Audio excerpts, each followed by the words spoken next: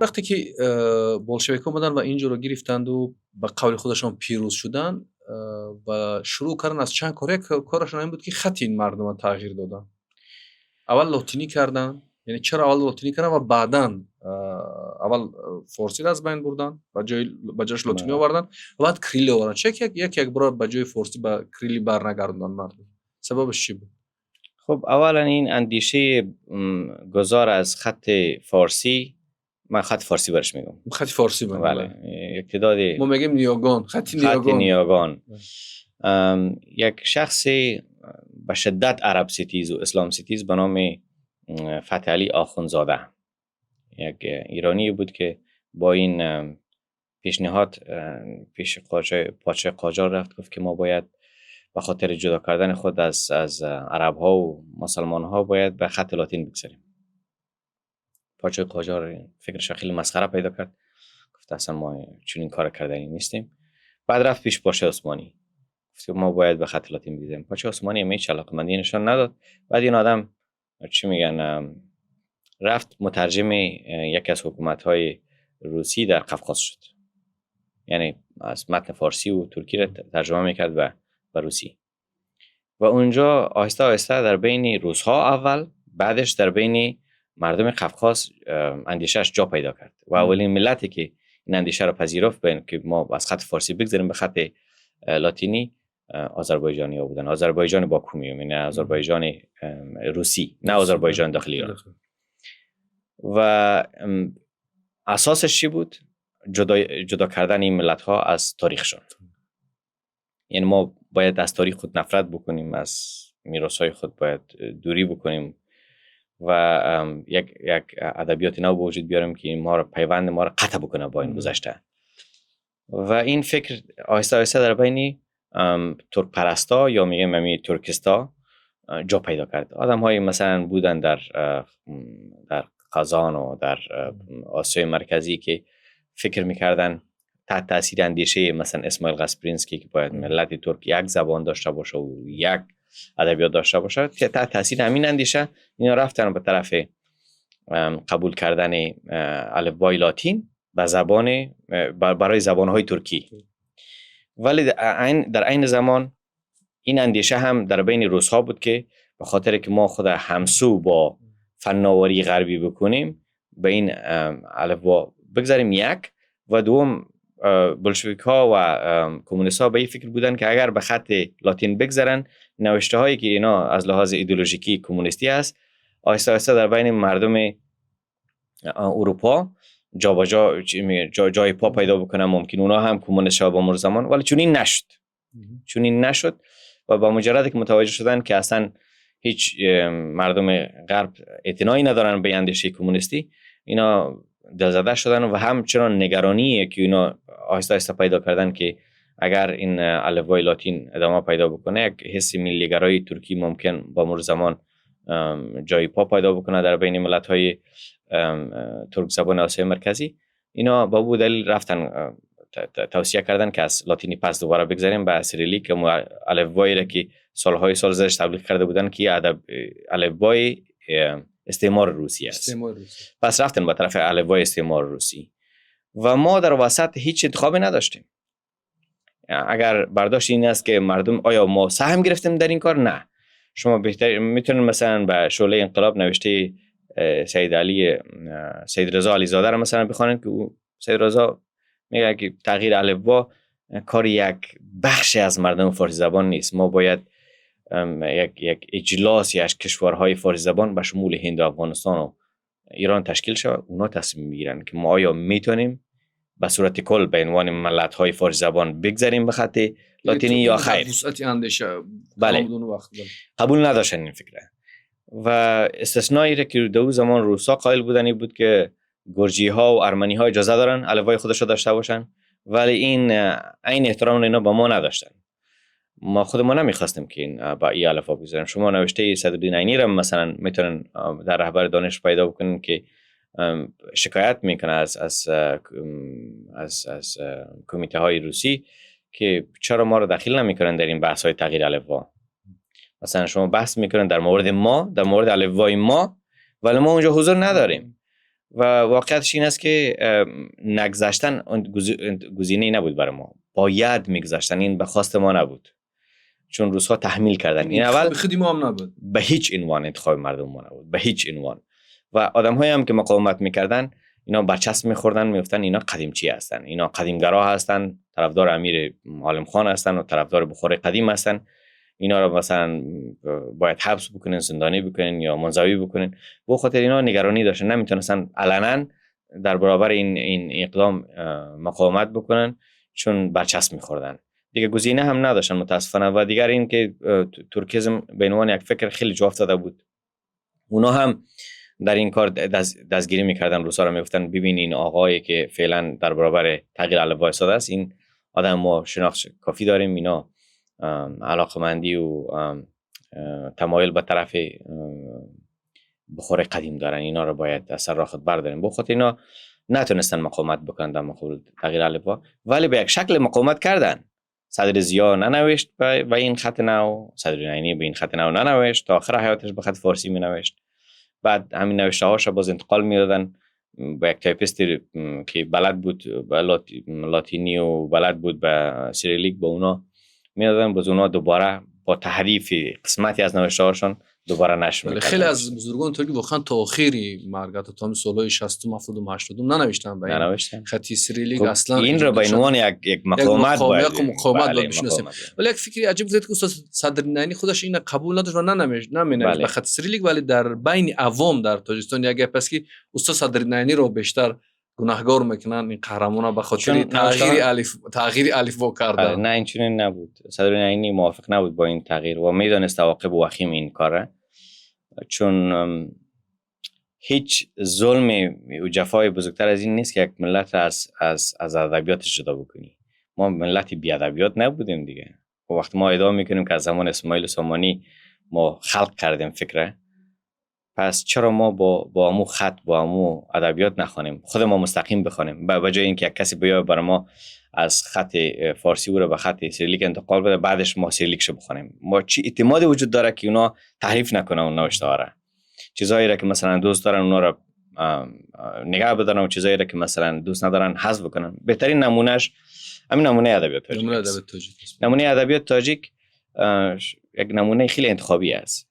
یعنی چون صدر نعینی میدانست که بلشویک ها اسلام ستیزن و از عرفان تاجیکی و اسلامی بعدشون میاد، به خاطر شاعرایی را انتخاب کرد در فهرست نمونه ادبیات تاجیک که پیوندش با معنویت و با اینجا کمتر بود. مثلا جامی را ذکر نمی کنم، مولانا جلال الدین ذکر نمی کنه، فقط شاعر انتخابی حوزه‌ای که در اینجا این شاعر رو مثلا نفوذ داشتن. فقط جغرافیا هم شاید به اینو بعد گفتن استاد که اینجا تاجیک‌ها نبودن، از تاجیک‌ها نیستن. اگر اونها رو وارد میکرد شاید گفتن شما همون ایرانی تاجیک شده هستید یا که تاجیکانی که ترکانی که تاجیک شده هستید. فقط اون جغرافیا شاید استاد صدرانی در نمونه ادب تاجیک آورد در این منطقه بودن، حضور داشتن و با همین زبان میگفتند و مینوشتن. و در عین حال به روسا می‌خواست بفهمونه که اولا اینکه ما در کجا حضور داریم، در بخارا و سمرقند.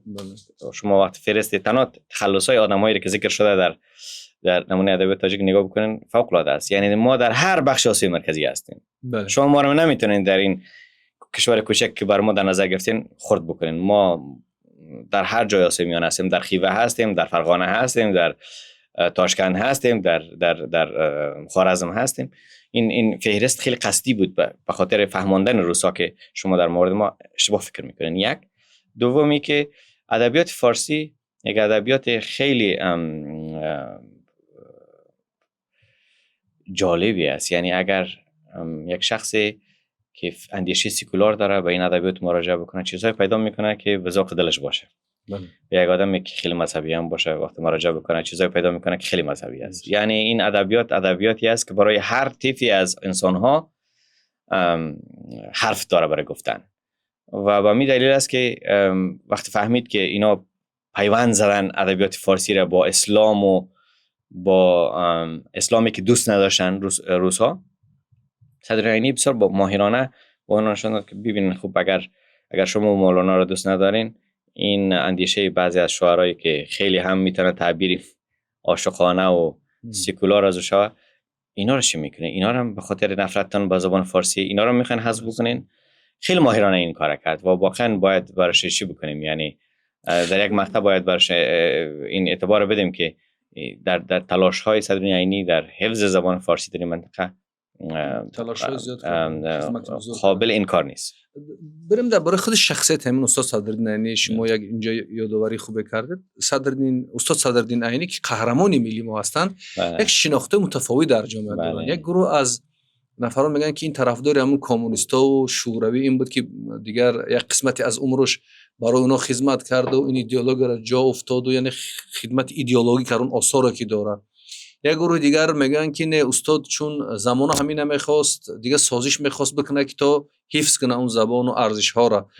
شناخت خودتون چگونه است از استاد صدرالدین عینی؟ چون ما چند شخصیت استاد میشناسیم. یک شخصیت زمان بخارا، یک شخصیتی که در بین زمانی مثلا تحسین جمهوری و مبارزات و یک زمانی که آخر حیاتشون. ولی این هم هست که استاد صدرالدین عینی هیچ وقت عضو حزب کمونیست نشدن، یعنی یگانه قهرمانی ملی ما هستند، عضوی حزب کمونیست نبودن. شناخت شما از استاد صدرالدین عینی چگونه؟ خب یکی این متن تاریخی رو نگاه کردن ضروری است که در هر متن یا در هر وضعیت تاریخی چگونه خودش رو تطابق داده. با اساس روایت خودشان یک صدرالدین عینی است که در مدرسه‌های بخارا درس می‌خوانه، دنبال خیلی کنجکاو است، در حلقات شعری و ادبی صدر ضیا اشتراک میکنه و تربیت اصلیش اونجا میشه. یعنی تربیتی در بین ملاها و روحانیون بخارا دیده. این یک بخش خیلی عمده شخصیت صدرالدین عینی است. ما مخاطر حتی میگن دام الله صدرالدین عینی. بعدش آشنایی صدرالدین عینی با احمد دانش در سالهای اوایل قرن 20، سالهای 1900 است که دوستش عبدالواحد منظم یک رونویسی میکنه از نوادر الوقایع و اولین باری که نوادر الوقایع رو میخونه این با طرز تفکر انتقادی آشنا میشه.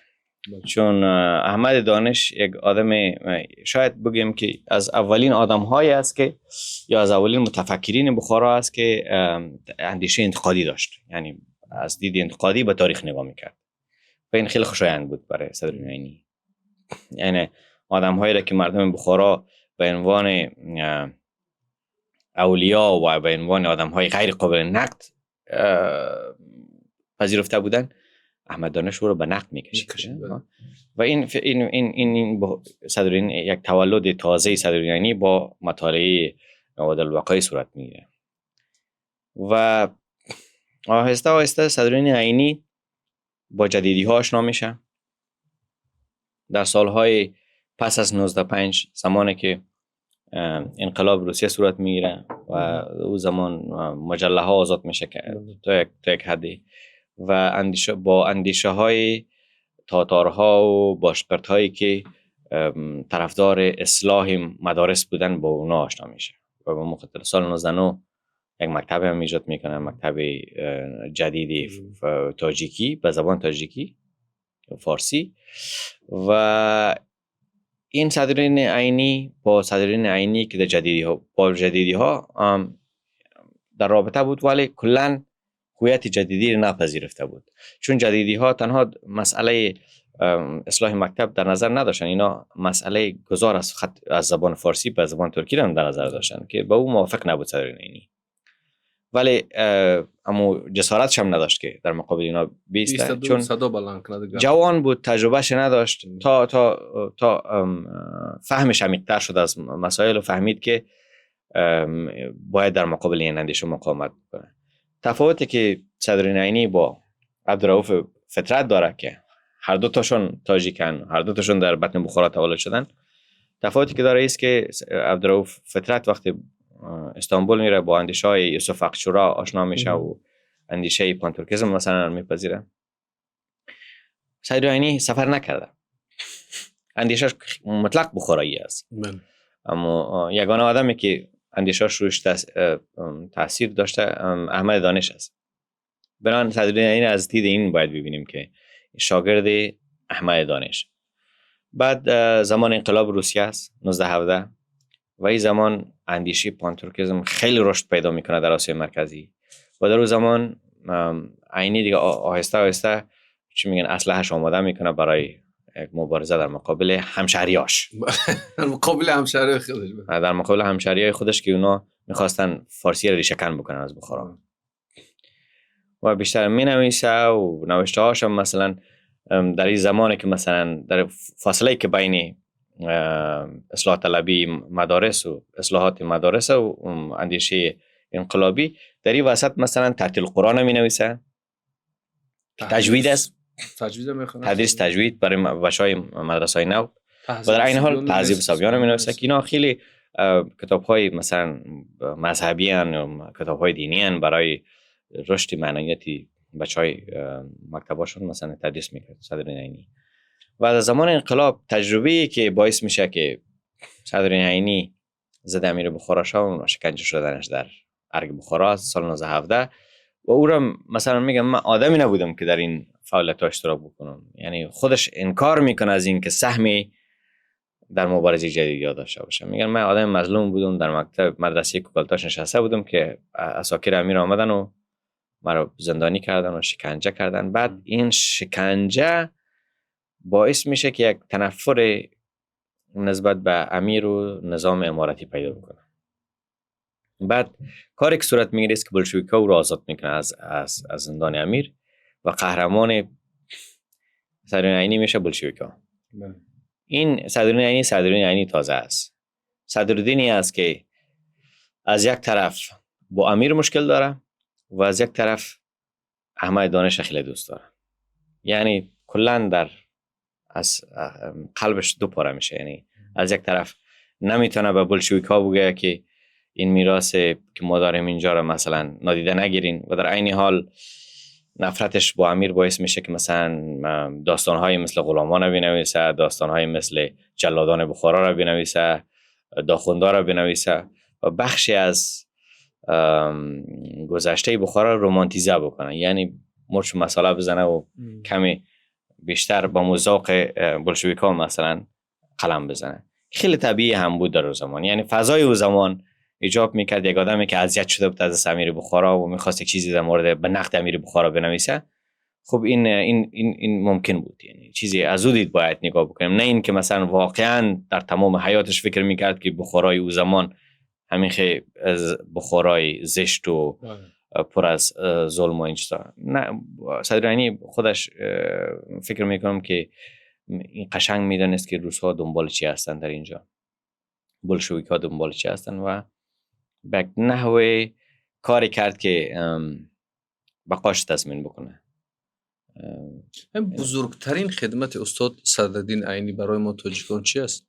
برای همه ما تاجیکانه که چون در اون وری دریا سمینی وری دریا چی بود؟ از دید یک فارسی زبان، تاریخ پژو اگر نگاه بکنین من فکر میکنم بزرگترین خدمت صدرالدین در دو مقطع میشه، در دو چیز میشه خلاصه کرد. یک، مبارزش در برابر پانتورکیسم و کمک و دستگیری نخبگان تاجیک بر تشکیل تاجیکستان و معرفی کرد شناساندن ادبیات فارسی به روس‌ها و دیگر حفظ گویش بخارایی. چون اگر مثلا یادداشت‌های عینی رو بخونم فردا برم بخارا و سمرقند اینجا قشنگ متوجه لهجه‌های اینجا میشم، گویش‌های اینجا میشم. این بزرگترین خدمت صدرالدین عینی بود، چون بدون این کار شاید ما پیوند خود با این قسمت از اسم ندادیم، شاید نمیتونستم بفهمیم یکدیگر.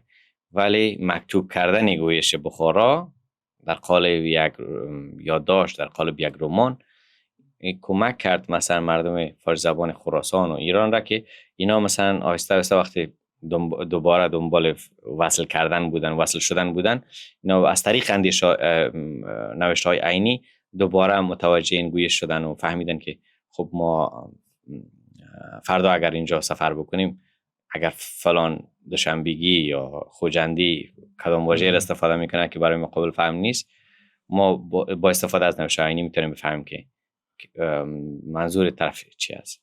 این خدمتش بدون شک قابل انکار نیست. ولی اگر محدودیت‌های عینی هم قابل انکار نیست. صدرالدین عینی نمیتونست که علنا از بولشویک‌ها نقد بکنه. صدرالدین عینی نمیتونست که از بخار گذشته به افتخار یاد بکنه. صدرالدین عینی اجازه نداشت که این کارو بکنه. صدرالدین عینی اجازه نداشت حتی از تاجیکای خراسان یاد بکنه، از پیوندش با ایران یاد بکنه. فضای خیلی متشنج و فضای خیلی وحشتناک در اون زمان حاکم بود که مثلا انتظار وجود داشت که آدم‌های مثل صدرالدین عینی خودسانسوری بکنن. ولی آنچه که مثلا مثل که صدرالدین عینی زبان دوست داشت، در ته دلش ممکن خیلی میخواست به بخار گذشته برگرده، خودش تا خیلی کوشش کرد در سمرقند بمانه و به روسا بفهمونه که اینجا شهر ما است. و بعدها حتی اگر آدم هایی هستن که بچسب میزنن عینی رو میگن عینی زبان اسم زبان تقلید تاجیکی ساخت، این یک مجبوریت تاریخی بود، در اون مقطع زمان مفهوم داشت. فعلا دیگر مفهوم نداره. فعلا تاجیکی گفتن این زبان فقط ترویج این جدایی بین زبان‌های فارسی، بین گویش‌های فارسی است. دیگر لازم نیست ما این زبان دیگر زبان تاجیکی بگیم. خاطر شرایط فرق کرده. ما کشور مستقل هستیم. تاجیکستان کشور مستقل است.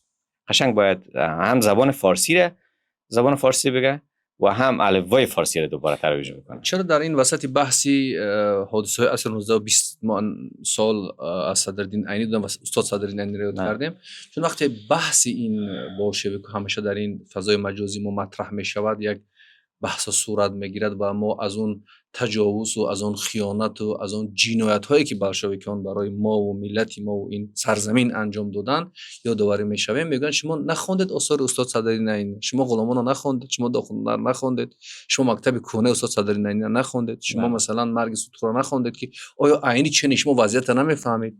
آیا عینی درک نمیکرد که اون چی وضعیت از اون شکرانه میکرد، تمجید کرد، تعریف کرد، اون بخارا را سیاه کرد؟ آیا شما آثار اون رو نمیخونید که میگید این حرفا را گپ میزنید؟ این روز میگید که بلشویک‌ها خائن هستند و اون مقاومتگرا قهرمان هستند و به خاطر همین مثلا همین خودش ما روشنی بیاندازید که دست استاد صدرالدین عینی تا کجا باز بود. آیا صدرالدین عینی این استقلالیت را میدید؟ شاید افتخار میکرد از اون بخارا و از اون سمرقند و از اون زبان و از اون خط فارسی.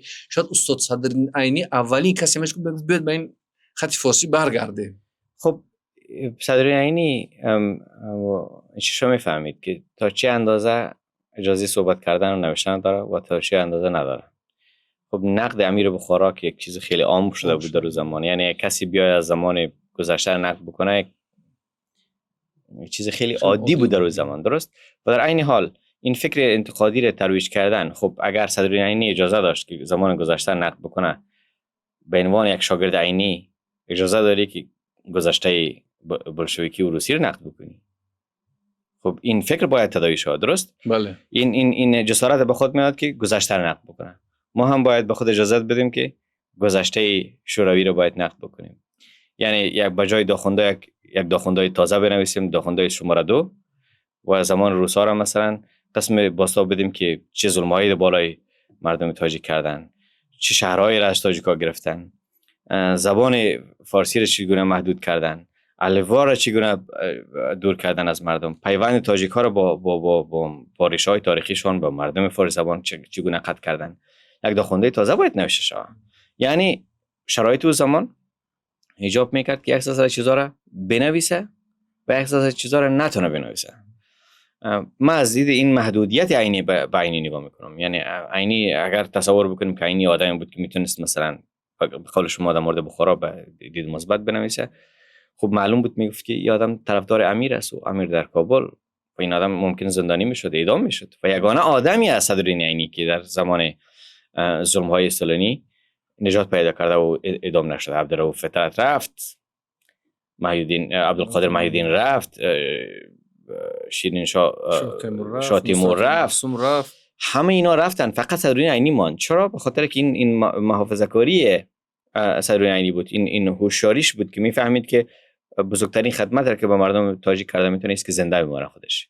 یعنی خدمت بزرگش هم بود. بله، این یادداشتاشو نوشت، بعضی چیزا رو نوشت و بعضی چیزا رو از فحوای صحبتاش میتونی بخونی، بعضی چیزا رو میتونی در شرایط و زمان در نظر گرفته تفسیر ترجمه بکنی. ولی این انتظار داشتن از صدرالدین عینی که صدرالدین عینی نقد نباید میکرد و صدرالدین عینی از بخارا میتونست بنیکیات بکنه، این انتظار نادرست است. این ممکن نبود. یعنی چیزی به نام اصل سانسور داریم در زبان شوروی که مثلا بعضی چیزا ممنوع بود در موردش یاد کردن. صدر ایرانی رو میدونست مثلا که مثلا نمیتونه با افتخار از گذشته بخارا صحبت بکنه. حتی هیچ نامی از تاجیک افغانستان نمیبرن چون میدونست که به عنوان برچسب ملیگرایی میخوره. با خاطر خیلی چیزا رو میدونست، ولی در آخر حیاتش میگن که یک حرف بسیار یک بیت زمزمه میکرد که ترسم که من بمیرم و غم بی پدر شود. این غم، این غم ملت تاجیک، غم مردم تاجیک. به عنوان یک خب اگر کسی امروز خود را شاگرد عینی میدانه باید بدانه که مثلا بزرگترین مسئولیتش چی است. دایه مردم تاجیک، دایه مردم تاجیک چی است امروز؟ باید تعریف تازه شود دیگه، زمان فرق کردن. دایه مردم تاجیک باید این باشه که پیونداشون دوباره تازه بکنن با دنیای فارسی زبان ها، یک کار بکنه برای حفظ زبان فارسی و رشد و ترویج زبان فارسی در کشور همسایه ازبکستان. این خیلی قشنگ است که گاهی رئیس جمهوری رئیس جمهور این دو کشور با هم میبینن و تصویر میگیرن، از ابراز دوستی میکنن، ولی ابراز دوستی واقعی وقتی خواهد شد که در گوشه گوشه ازبکستان مردم بتونن به خط فارسی بخوانن، زبان فارسی را در مکتب اجازه بدن که تدریس شود. این دوستی واقعی است. این دوستی، این کاری که فعلا در حق مردم فارسی زبان ازبکستان میشه و حتی در حق خود ازبک‌ها. من فکر میکنم که این بزرگترین جفا در حق مردم ازبک است که اونا نتونن تاریخ خودشون به زبانی که نوشته شده بخوانن. یعنی ازبک‌ها میراثدار این زبانن، باید اونا هم برایشون اجازه داده شود از طرف حکومتشون که نوایی را به خط خود نوایی بخوانه، تیمورنامه را به زبانی که تیمور نوشته، به زبانی که نوشته شده بخوانن، با همین قسم بابرنامه و همین قسم دیگه نوشته هایی که قرنهای قرن در بخارا و سمرقند اینجا نوشته شده. ولی این گذار ازبکستان از خط سریلیک به خط لاتین هم خیلی یک جنجال بحث برانگیز است که چرا مثلا شما وقتی که انتخاب دارین از سریلیک به خط فارسی عربی بگردین، به خطی که مثلا علی شیر نوایی دوم می نوشت، بجای از شما انتخاب میکنین که به خط بگذارین که یک قسمت بزرگ از بدنه ادبیات اسلامی و فارسی و ترکی را مثلا نادیده بگیرین. یعنی کار معقول به نظر من نبود. هنوز هم اینا دنبال محروم کردن اکثریت مردم خود از تاریخ واقعیشان است. وقتی ما تاریخ واقعی خودمون نتونیم بخوانیم، یعنی صلاحیتش نداشته باشیم خود ما به خطی که نیاکان بده نوشته بخوانیم، بعد مجبور میشیم روی تفسیر و تحریف بعضی از نوشته ها تکیه بکنیم. یک تعداد ورود انتخابی یک کتاب بس از آرشیو برداشتن و دوباره بازنویسی کردن و قسمتایش که به ذوقشون برابر نبوده حذف کردن و قسمتایش که به ذوقشون بودن درشتر کردن. پس چرا ما با مردم اعتماد نمیکنیم؟ خوب مردم حق دارن به زبان خود بخوانن، به ادبیات خود بخوانن، رودکی بخوانن، خودشون تصمیم بگیرن رودکی بخوانن. یعنی بولی سینا را، حتی زبان عربی برای مردم تاجیک زبان بیگانه نبودن. به این زبان ابو ریحان بیرونی نوشته که ما رو تاجیک فکر میکنیم، به این زبان الفارابی نوشته که ما رو تاجیک فکر میکنیم، به این زبان بولی سینا نوشته. پس پیوند ما با این زبان پیوند یک مردم با یک زبان بیگانه نیست. این زبان جزئی از مدنیت ما بوده. یعنی ما نقش داشتیم در رشد و توسعه ادبیات عربی. چی حادثه برای یک ملت به خاطره حافظه تاریخی یک ملت رخ میدهد که اون بعد ببیند اون چیزی که بزرگاشون اون ایجاد کردن و دوست بداره اون چیزی که این 100 سال آخر است گویا نجات دهنده خودش بود. یکی از دهشت های استعمار فکر میکنم همین نیست، چیزی که استعمار وارد یک جامعه میکند، وارد فکری یک جامعه میکند. کاملا. شما مثال دیگه اگر ما از جغرافی فرورود بگذاریم طرف هندوستان، یک زمان در هند همه نویسنده میتونستن به زبان فارسی بنویسن، حتی در مورد هندویزم، حتی در مورد آیین بودایی، در مورد مسائل درونی هندوها. و با مجرد که انگلیس ها استعمارش پهن میشه، گسترده میشه در جغرافیای شبه قاره، آهسته آهسته زبان انگلیسی جاش میگیره. درست این روز یک هندی باسواد نمیتونه به تاریخ واقعیش خودشون بخوانن تاریخ واقعیشون. یک برنامه رو نمیتونن بخوانن. اکبر چی کرد نمیتونن، باید روی نوشته های انگلیسی تکیه بکنن، یعنی روی ترجمه نوشته ها باید تکیه بکنن. کسی با پیشنهاد میکرد بخونن. بله، یعنی خود ما این صلاحیت نداریم، یعنی این استعداد و تعقل نداریم که خود ما بتونیم یک متن خود ما بخونیم، تصمیم بگیریم که چی برداشتی از اون متن بکنیم، بعد باید تکیه بکنیم به یک آقای انگلیسی که از اون طرف اقیانوس آمده و حاکم ما شده، اونا باید با ما تصمیم بگیرن کدام متن باید چطوری خوانده شود. و خیلی اوقات هم شده که اینا متن‌ها اشتباه ترجمه کردن. مثلا عمده‌اش مثلا شما گفتم که قیام مردم تاجیک و افغان در برابر انگلیس را اینا عنوان زدن جنگ افغان انگلیس. ببینید ساده ترین مثال ادبیات استعماری همین است، یا عنوان باسمچی استفاده کردن بر مردمی که در مقابل بلشویکا جنگیدن. اونا خود باسمچی نمیدونستن. از اینایی که مثلا در بدخشان در قراتگین جنگیدن، اینا کسی نپرسید که شما میخواین به عنوان باسمچی در برابر روسا قیام بکنن یا به عنوان مجاهد یا به عنوان آزادیخواه، با عنوان آزادیخواه. ولی واقعیتش همین است که دیگه اینا اختیار چی میگن کنترل کردن، هم تولید دانش در رابطه و گروه ها و برچسب دادن. اقتدار داره مثلا قدیمگرا گفتن، اقتدار داره باسمچی گفتن، اقتدار داره مثلا افراطی گفتن، اقتدار داره ضد انقلابی گفتن، ضد انقلابی. بله، و این برچسب‌ها خیلی مفهوم داشت. این برچسب‌ها میتونست باعث زندانی شدن کسی شود، باعث اعدام شدن کسی شود. خیلی ها از ترس این برچسب‌ها خودسازی میکردن، فرار میکردن، تبعید اختیار میکردن. شما این داستان مولوی هندوستانی رو ببینید. این آدم رفت مثلا فرار کرد از جغرافیای آسیا مرکزی، افغانستان رفت، هند رفت، بالاخره وقت شرایط خیلی منفی‌تر شد اون طرف، بعد برگشت به آسیا مرکزی و زندان شد و چیزا.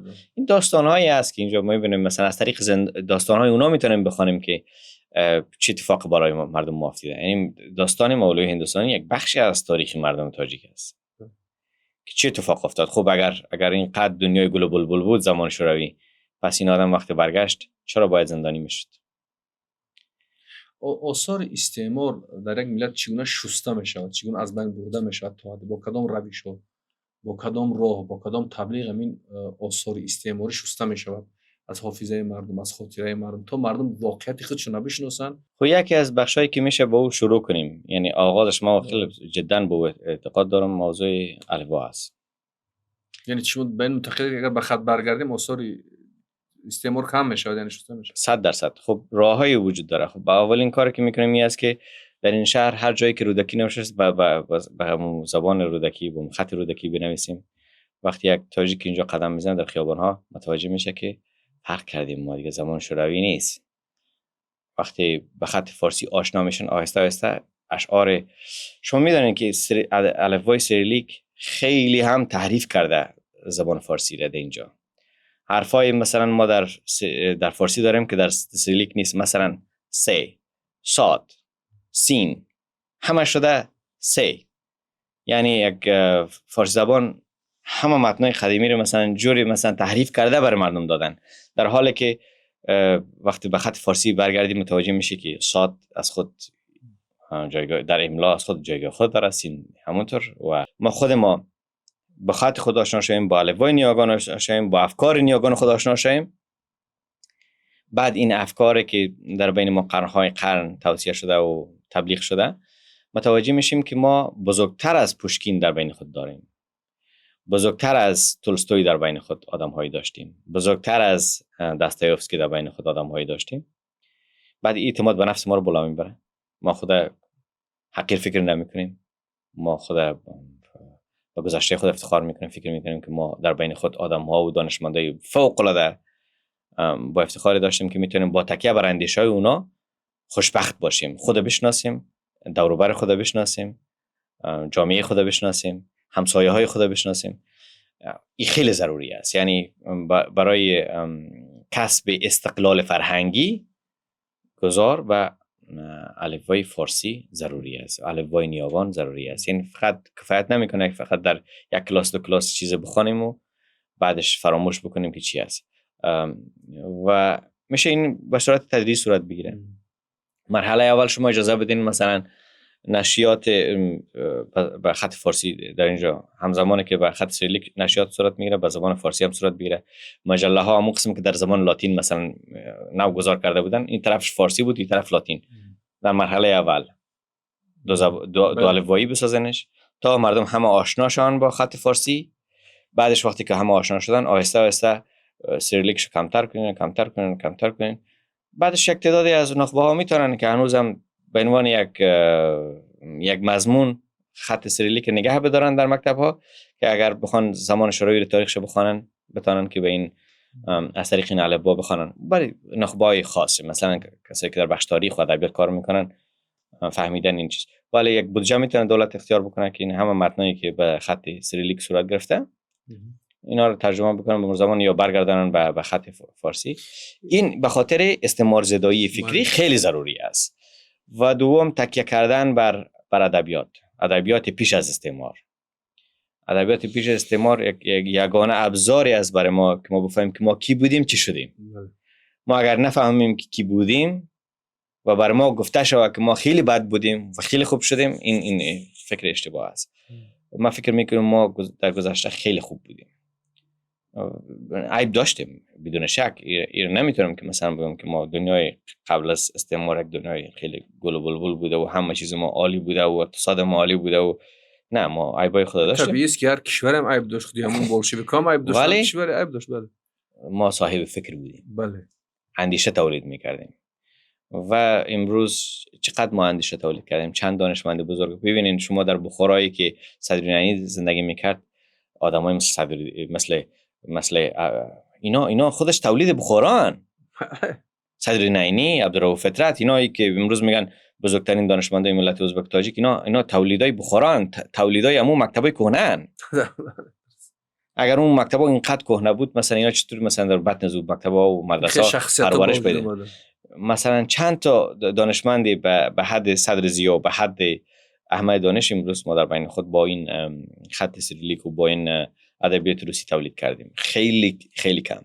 یعنی این روایت تکذیب میکنه. این روایت که ما وقتی گذار کردیم این به سود ما بود، در حالی که در گذشته ما آدمای خیلی بزرگ داشتیم در بین خود. نه تنها میگن به سود ما، امروز بعضی افراد هم این اندیشه را دارن که گذر با خط فارسی با هم خط نیاگان ما را عقب مانده میکند، ما را از پیشرفت باز میدارد و مثلا ما نمیتونیم با کشورها مثل روسیه که اینقدر تکنولوژی دارن پیش بریم و همیشه برای ما مثال میزنن، میگن کشوری همسایه افغانستان که با این خط است و این احوال دارد، این اقتصاد دارد و اینا بسیار در روی ما میکشند و روخی ما میکشند و قوله که یعنی گذشتن با خط فارسی چیز حل نمیکنه. اگر ما خواهیم پیشرفت کنیم و قدرتمند شیم با هر خطی هم میتونیم این کارا بکنیم. بله. نظر شما در این موضوع چیست؟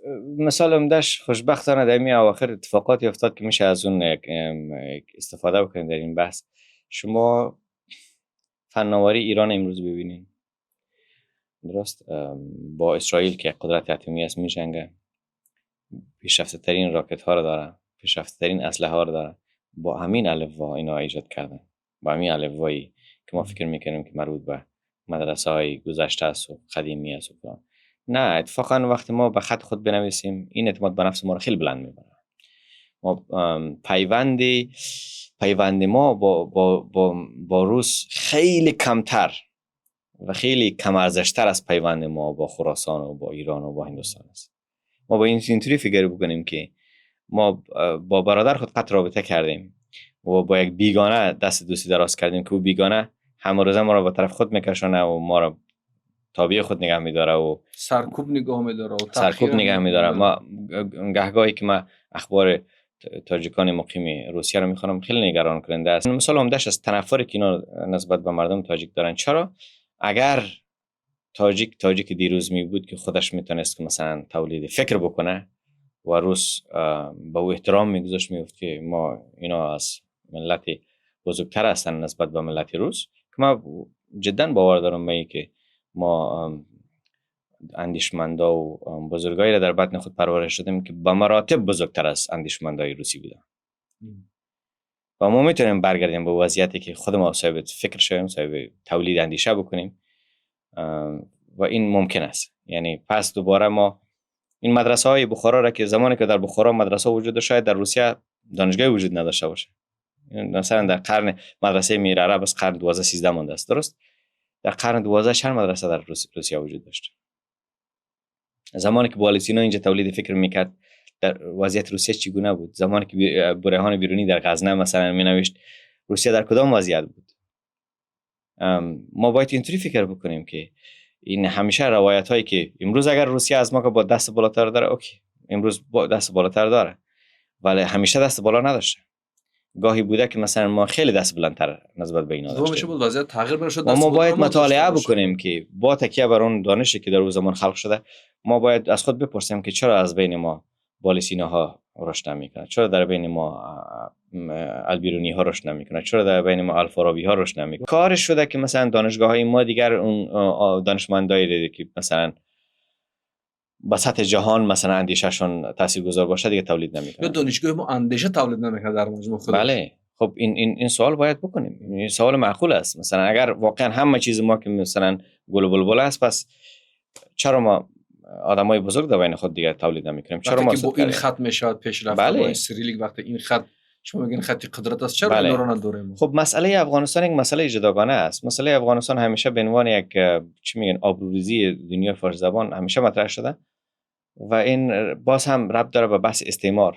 ما در بین دو قدرت استعماری بزرگ قرار گرفتیم به عنوان کشور حائل، یعنی دیوار.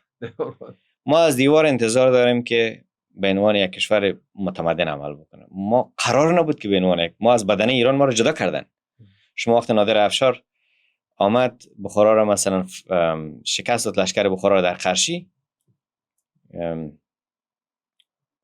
و با ابوالفیض بخارا قرار موند، گفت تو به عنوان نماینده ما والی ما اینجا هستی، ولی مرز ایران و توران بین ما دریا امو باشه، یعنی افغانستان جز ایران حساب کرد در اون زمان و ما هم هستیم، یعنی جز ایران هستیم. ما نباید به ایران شرقی یا فارس شرقی باید با دید فارس شرقی ببینیم به افغانستان. و این فکر استعمار بود که یک قسمتی از ایران بزرگ قیچی بکنن و نام تازه برش بگذارن، بگن که این افغانستان و این افغانستان هم باید آدم‌های باشند اینجا حاکمشان که تابع ما باشن، اندیشه ما را داشته باشن. بعد به عنوان دردسر گاهی ضد اون استفاده بکنیمش، گاهی ضد این استفاده بکنیمش. این ما سیاست‌های ما در تداوم سیاست‌های افغانستان معاصر یعنی همیشه تلاش برای کسب استقلال بوده. شما اندیشه‌های مبارزه امیر ابوالکلکنی در برابر اصلاحات امانی رو مثلا می‌بینین، یا پس از او مثلا مبارزه احمد شاه مسعود در برابر روسا رو می‌بینین. ما تمام تاریخ معاصر افغانستان همیشه تلاش برای کسب استقلال واقعی بوده. یعنی ما نتونستیم به عنوان کشور همیشه مستقل بمانیم و این یک دردسر بزرگی بوده. همیشه یک نگرانی بوده چطوری در بین قدرت‌های بزرگ، در بین این منطقه جنجالی ما به عنوان کشور مستقل باقی بمانیم. گاهی اوقات مثلا پاکستان به نیابت از انگلیس آمده در امور داخلی ما مداخله کرده. گاهی سیک ها وقتی در قرن 19 قد اندام کردن، ارز اندام کردن در منطقه، اونا مداخله میکردن در امور داخلی ما. بنابراین افغانستان را نباید به عنوان یک مثال همیشه استفاده بکنن که ببینید این کشور اینطوری شد با این خط مثلا قربانی استعمار است. افغانستان از پایه های معنویت جدا میکنی. مردم خراسان همیشه تکیه روی مدرسه های بخارا میکردن، یعنی دانشمندان ما اینجا میمدن بخارا درس میخوندن، برمیگشتن بلخ، هرات و کابل قاضی میشدن، مدرس میشدن. وقتی این مدرسه های بخارا از ما گرفتن، ما دیگر ریشه های خشکید. دیگر تنها این عواقب وخیم برای تاجیکستان و تاجیکای آسیای مرکزی نداشت، برای ما هم داشت. ما بی سواد شدیم. بعد این تاریخ مدرن ما، از روزی که ما درهای مدرسه بخارا برای ما بسته شد، دیگه ما آهسته آهسته به یک ملت نمیتونه بی پایه های معنوی بقا داشته باشه. یعنی سقوط بخارا یک سقوط خیلی برای تمام منطقه یک فاجعه آفرین بود. بله. ما اگر از این دید نگاه بکنیم قابل درک است. یعنی ما نمیشه به دوست و همسایه و برادر که فقیر هست در حقش ظلم شده همیشه به عنوان یک مثال بد استفاده بکنیم که ببین این آدم مثل این آدم نشو به خاطر که این آدم ايش کرده، چقدر این احوال داره. در حالی که اگر از دید ترحم ببینیم متوجه میشیم که اینا خیلی مبارزه کردن، خیلی تلاش کردن که کشور مستقل بمانن. تلاش مردم فارسی زبان افغانستان بر حفظ زبان فارسی قابل انکار نیست و ما کوشش کردیم که نه زیر استعمار انگلیس باشیم نه زیر استعمار روس باشیم. ما در برابر هر دو جنگیدیم، 3 بار در برابر انگلیس، 1 بار در برابر روس ما جنگیدیم و ما فقیر ماندیم، ولی با فکر این که صاحب اندیشه خود باشیم، خود ما آزاد باشیم، فکر خودمون داشته باشیم، کشور فقیر بمانیم ولی آزاد بمانیم. بله. ممکن اگر زیر استعمار انگلیس میماندیم کشور به مراتب پیشرفته تر امروز می بودیم از لحاظ فناوری، بله، ولی شاید امروز فکر خود نداشتیم. شاید امروز کسی در افغانستان فارسی صحبت نمی‌کرد، کسی شاید نمیتونست بیدل بخونه، شاید نمیتونست مولانا بخونه. خب قیمت است که مردم افغانستان پرداختن به خاطر آزاد ماندن. خب یکیش گفتیم زبان، شستن خاطرات استعماری، دیگراش چی میتونن باشه؟ بازنگری. ببینیم مثلا کارهایی که خلط صورت گرفته، آمیزشی که صورت گرفته در زمان شوروی، چیزهایی که تداعی شده در ذهن نسل‌های که در زمان شوروی تربیت شدن، اونا باید بازنگری شون. مثلا آیا واقعا اسلام یک مشکل بود در این منطقه؟ به عنوان یک اصل، یک سوالیه، نمیگم که بود نبود، یک سوالیه به عنوان یک پژوهشگر تحقیق بکنیم که آیا واقعا بزرگترین مسئله این منطقه اسلام بود؟ باید از اونجا شروع کنیم. یا آیا بزرگترین مسئله این منطقه زبان فارسی بود؟ آیا بزرگترین مسئله این منطقه الفبای فارسی بود؟ آیا بزرگترین مسئله این منطقه امارات بخارا بود؟ با این پرسش‌ها شروع بکنیم. تمام روایت‌هایی که در زمان ایجاد کردن باید دوباره بازنگری بکنیم و اونایش که درست ثابت میشه اوکی نگهش داریم، اونایش که اشتباه ثابت میشه اونایش حداقل بر نسل‌های بعدی به شکل درست انتقال بدیم که بگیم این چیزا بوده است، این قسمتش درست، این قسمتش ندرست. و ادبیات بازنگری شود، تاریخ بازنگری شود و پیوند ما با دنیای دور و بر ما باید بازنگری شود. بله. ما با این باور دارم که درست است که افغانستان کشور فقیر است ولی پیوندی عمیقی با این مردم دارن، با مردم تاجیکستان دارن، با مردم سمرقند، بخارا و قشقایی و ترمز و شهر سبز دارن. این پیوندها باید دوباره بازنگری شود. مثلا قرار است ما با برادر خود دوباره رابطه برقرار بکنیم یا با اون عموزاده های دروغینی که 100 سال از بالای ما حکومت میکنن ولی خود را به عنوان دوست جلوه میدن و اجازه نمیدن که ما مستقل شیم، اونو با اونا دوست بمانیم. این پیوندها را باید دوباره بازنگری بکنیم. ما مطمئن هستم اگر صدرالنعینی در عصر امروزی زنده می بود حتما تلاش میکرد که الفبای فارسی دوباره زنده شود، حتما تلاش میکرد دوباره تاریخ بازخوانی شود، حتما تلاش میکرد که ادبیات زمان شوروی دوباره بازنگری شود، حتما تلاش میکرد که مرزها دوباره جابجا شود یا حداقل دایه مردم مطرح میکرد که مثلا چرا باید زبان فارسی یک زبان محکوم در این جغرافیای فرارود بمانه؟ چرا؟ وقتی ادعا میکنن که ما با میراث گذشته خود باور داریم، مرکز تمدن اسلامی را آقای میرزایف در تاشکند میسازه، ولی آیا این مرکز بدون زبان فارسی مفهوم پیدا میکنه؟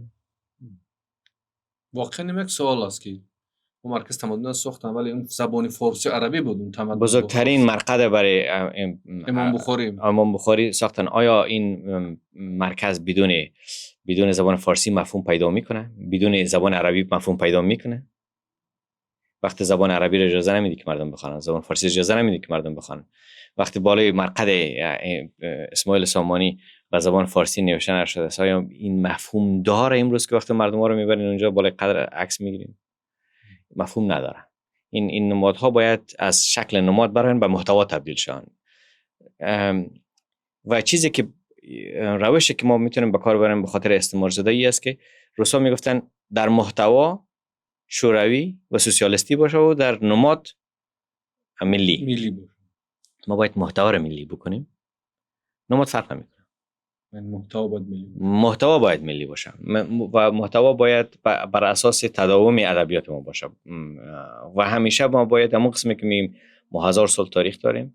خب پیش از او هم تاریخ داشتیم ولی این در تشکل این مردمی که امروز خود تاجیک میگن این 1000 سال اخیر خیلی نقش داشته. چرا 1000 سال اخیر خیلی نقش دارد در تشکل مردمی که امروز داشتن تاجیک میگن؟ خب ما فرق کردیم از زمان پیش از اسلام، ما مردمای متفاوتی بودیم. در بین ما حتی اینا خود تاجیک نمیگفتن پیش از اون.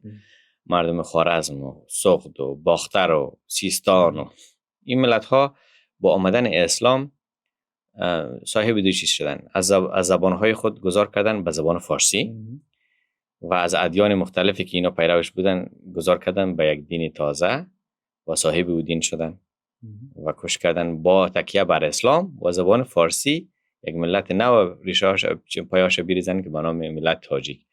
بنابراین ما این آدم‌هایی که ما هستیم امروز، این پیوند ما بیشتر با این هزاره اخیر است تا به زمان ساسانی ها و تا به زمان پیش از ساسانی ها و پارتی ها و اینا.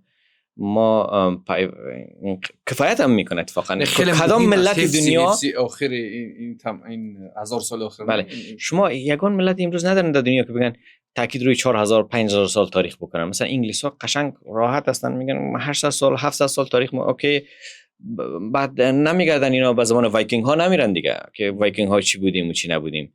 زمان وایکینگ ها رو مثلا وقتی اینا سریالایشو میسازن میگن که ما در زمان مسیحی نبودیم و خیلی وحشی بودیم و خیلی چی بودیم و خیلی هم افتخار میکنن به اینکه مثلا زمانی که ما مسیحی شدیم ما صاحب مدنیت شدیم. درست؟ بله. خب ما در این 1000 سال اخیر صاحب ادبیات شدیم، صاحب فکر شدیم، صاحب اندیشه شدیم، رهبرای فکری دنیا شدیم. بله، مهم است، خیلی مهم است و خیلی هم کوشش کردیم که نقش سازنده بازی بکنیم. دولت داشتیم، یک دولت بزرگ صاحب. بله. بعد در تشکل ما همین 1000 سال اخیر خیلی نقش پیچیده داشته. یعنی شاید 1% از زمان پیش از اسلام در بین ما مانده، مثل اصل آیین نوروز یا سده این چیزایی هست که هم قابل قدر است، جزء هویت ماست، باید نگه بداریم. مردم آیین زردشتی یکی از آیین خداپرستی است، یعنی به خدا یگانه باور داشتن زردشتی ها، یعنی ثابت میکنه که ما مردم همیشه با خدا زندگی کردیم. یعنی پیش از اسلام هم ما ملت هایی بودیم که صاحب اندیشه های نیک بودیم، باورمند به یک ملت بودیم که باور داشت به پندار نیک و گفتار نیک و رفتار نیک. و یعنی ما ریشه های ما در تمدن خیلی عمیق است، ولی در این 1000 سال اخیر ریشه های ما خیلی پخته شد، فرهنگ ما خیلی پخته شد، به ثمر رسید و ما با تکیه بر همین ادبیات میتونیم که دوباره رستگار شویم و صاحب فکر شویم، صاحب استقلال شویم، صاحب خود بشناسیم و دور و بری های خدا بشناسیم. ما چی داریم در افغانستان؟ میگیم خودشناسی، خداشناسی. ما هم این گپ هست. صحبتتون رو خلاصه کنید برای بیننده برنامه کتابخون و برنامه رو به انجام برسونید. ما کدوم حرف چی میگن بر جنبندی فقط همون خلاصه میکنم که زمانش رسیده که یک بار بازنگری صورت بگیره در رابطه با میراث زمان شوروی. کشورهای دور و بر تاجیکستان امروز همشان با این پرسش دچار هستند و با این پرسش دست و پنجه نرم میکنن که ما کدام قسمتی از تاریخ شوروی نگه بداریم، کدام قسمتش حذف کنیم.